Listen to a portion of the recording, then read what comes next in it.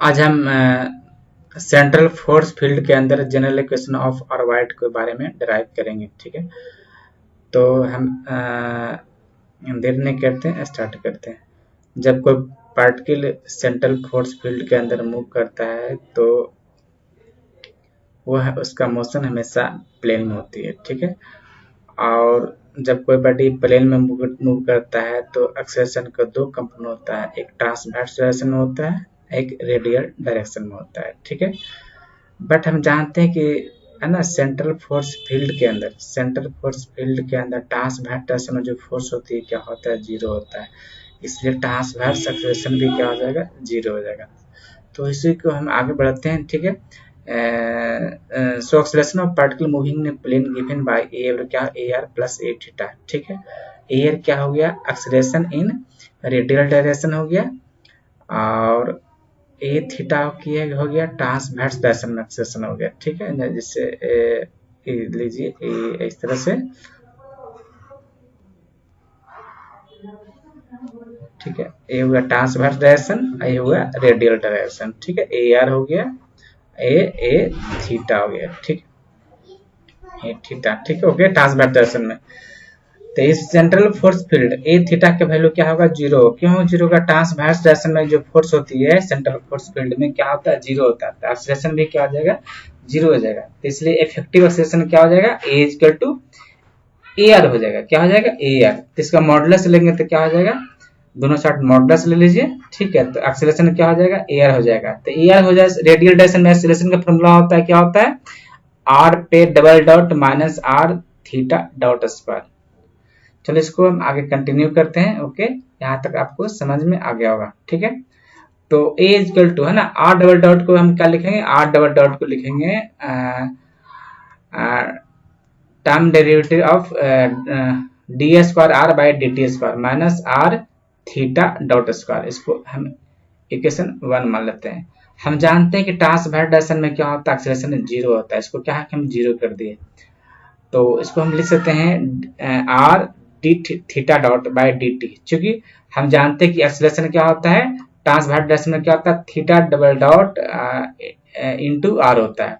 Transverse direction में जो है ना, एक्सेलरेशन जो होती है क्या होती है, theta double dot into r. तो इसको हम इस फॉर्म में लिख देंगे। ठीक है, तो हम आर क्या है, कांस्टेंट है, तो इसको एक बार कांस्टेंट मल्टीप्लाई किए, एक बार क्या डिवाइड किया। ऐसा क्यों किए है ना, ताकि मेरा फॉर्मूला हम आसानी से ड्राइव हो सके और है ना इजीली कैलकुलेट हो सके। ठीक है, तो इसका r square theta by D t का डेरिवेशन क्या है, जीरो है। इसका मतलब ये क्या हो जाएगा, कांस्टेंट हो जाएगा। क्या हो जाएगा, कांस्टेंट हो जाएगा। तो इससे लिखें r square theta dot equal to h. इसको हम एच मान लेते हैं। ठीक है, कांस्टेंट, ये बहुत इंपॉर्टेंट फॉर्मूला है, बहुत इंपॉर्टेंट है। इसको बोलते हैं H is angular momentum particle per unit mass बोलते हैं। क्या बोलते हैं, पर यूनिट मास। उसको ड्राइव कीजिएगा तो एंगुलर मोमेंटम ऑफ पार्टिकल निकल जाएगा, इसका पर यूनिट मास निकल जाएगा। ठीक है, एंगुलर मोमेंटम क्या होता है, आई इंटू ओमेगा होता है। ठीक है, तो उस पर पुट कीजिएगा, आई एम आर स्क्वायर होता है और ओमेगा को लिखते हैं थीटा डॉट। ठीक है, तो इसको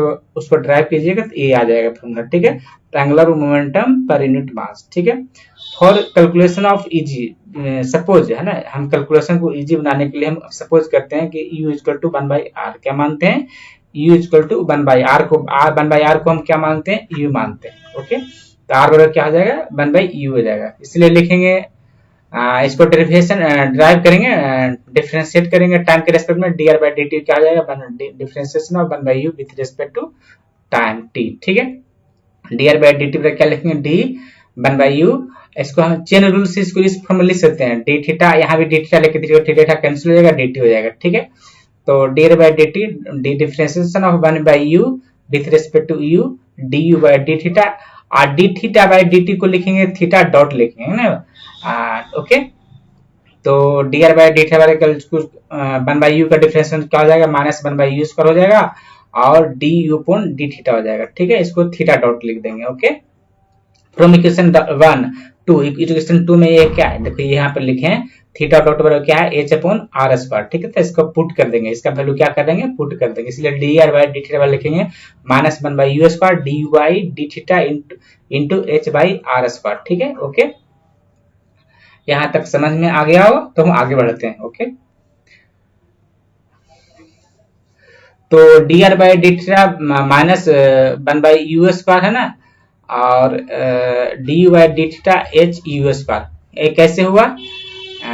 देखिए यू 1 बाई यू स्क्वायर पहले से आ रहा है, और एच आर के स्थान पर क्या पुट कर दिए, 1 बाई यू पुट कर देंगे। ठीक है, तो क्या हो जाएगा, एच यू स्क्वायर हो जाएगा। क्या हो जाएगा, एच यू स्क्वायर। आर के स्थान पर हम पुट कर देंगे 1 बाई यू, तो क्या हो जाएगा, एच आर स्क्वायर यू। ठीक है, तो यू स्क्वायर क्या हो जाएगा, कैंसिल हो जाएगा। क्या बचेगा, एच बचेगा। क्या बचेगा, H.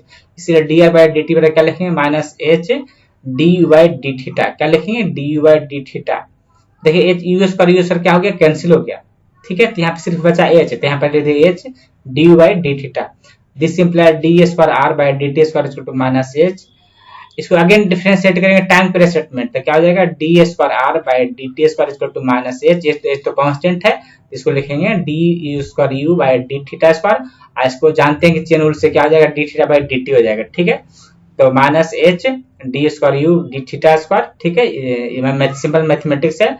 R D theta by D T को लिखेंगे थीटा डॉट लिखेंगे। क्या लिखेंगे, theta dot. Okay, from equation 2 है ना, थीटा डॉट बराबर क्या हो जाएगा, एच बाई आर स्क्वायर है ना। एच तो ये पहले से ही है, d square u by D theta square.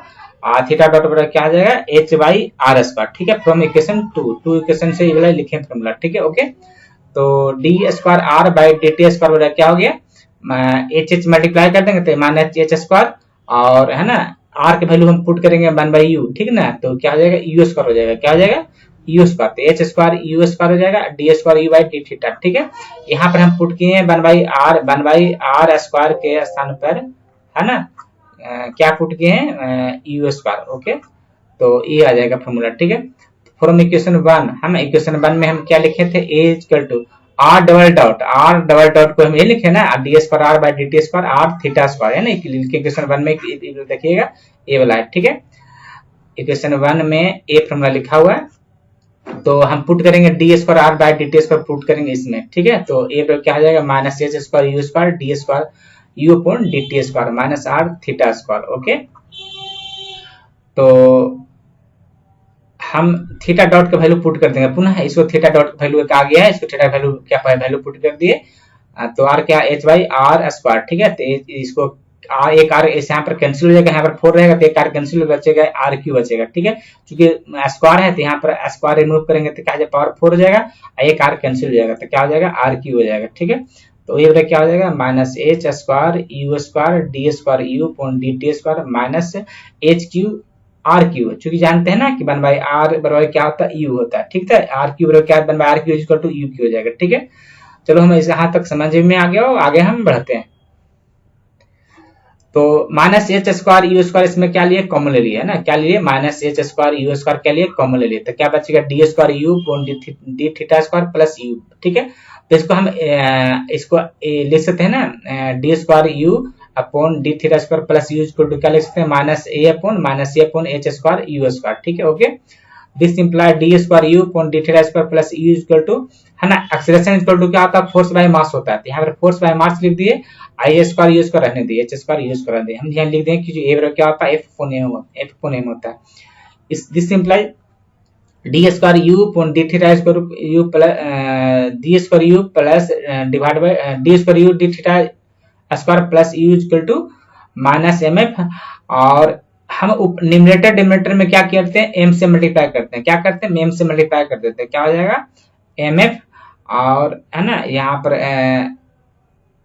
क्या हो जाएगा, एम स्क्वायर हो जाएगा एच स्क्वायर। तो एम एच का स्क्वायर डायरेक्ट कर दिए, क्या किए हम, m h square direct square कर दिए यू स्क्वायर। ठीक है, तो d square u d theta square plus u equal to क्या हो जाएगा, माइनस एम एफ, है ना, इसको बोलते हैं एच का वैल्यू पुट कर दिए हैं। एच का वैल्यू क्या होता है, theta dot square r square होता है। ठीक है, इसको बोलते हैं एंगुलर मोमेंटम, बोलते हैं क्या बोलते हैं, एंगुलर मोमेंटम। ठीक है, तो बहुत इंपॉर्टेंट फॉर्मूला है, d square u upon d theta square plus u equal to minus m f. तो इसको हम इस फॉर्म में लिख सकते हैं, क्या लिख सकते हैं, m f upon f j square u square. ठीक है, जे क्या हो गया, एंगुलर मोमेंटम हो गया। क्या हो गया, एंगुलर मोमेंटम ऑफ पार्टिकल। ठीक है, एंगुलर मोमेंटम का फॉर्मूला क्या होता है, एंगुलर मोमेंटम आई इंटू ओमेगा होता है, ये आई इंटू ओमेगा होता है। ठीक है, तो आई बराबर क्या होता है, ओमेगा, आई को लिखते हैं m r square into omega क्या लिखेंगे, थीटा डॉट लिखते हैं। ठीक है, तो हो गया angular momentum m r square theta dot, ठीक है।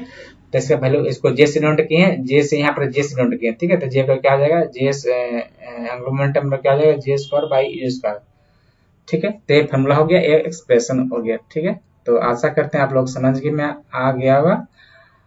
तो मेरा वीडियो पसंद आया तो है ना, चैनल को सब्सक्राइब कर दें, जरूर करें। और ठीक है, ओके, थैंक यू।